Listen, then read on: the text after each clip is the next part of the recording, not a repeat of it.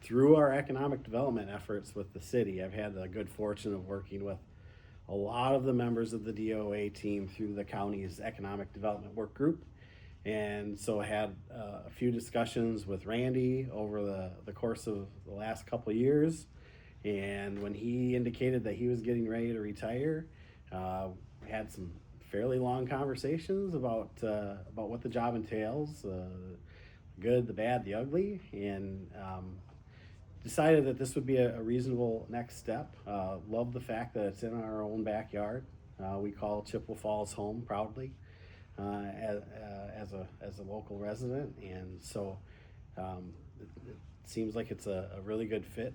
I think the county is positioned very strongly from a financial standpoint, from an employee standpoint, certainly some items to continue to improve upon. But in general, it seems like there's a fairly strong base, well established here. Are there specific initiatives that you would be looking to take in your first year as administrator? The first steps would be to get a good established base on what the departments are having in terms of issues. What are some of the hurdles and challenges that they foresee over the next year or two, and then work with the county board to sort of formulate what those initiatives might look like and key focal point areas and items to address. What is the goal that you have for yourself as a county administrator if you were to get the position? Over the course of this afternoon, as we've started conversing with some of the department heads, what's come through very clear to me is that there's a strong sense of culture within the organization. And so I think that's key in terms of having an engaged workforce, being able to attract and retain talent.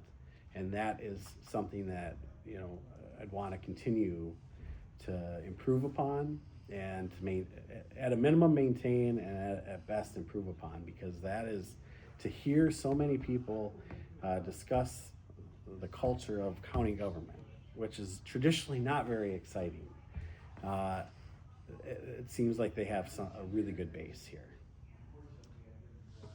Any areas, I know I'm asking this as you being an outsider, but is there any areas that you think need a significant boost in funding? Have you talked with any departments that you said, this department is short-staffed and needs some help? Or that is a unified message amongst all staff, and I think you would be hard-pressed to find any government entity that isn't in that same scenario. So unfortunately, in terms of government in general, that is the current status, at least in Wisconsin.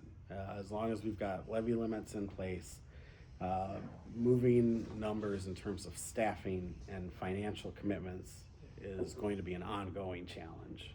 But that was a unified message from most of the conversations today. I'd like to know a little bit more about some of your recent work. What I'd really like to know is what kind of a boss you are.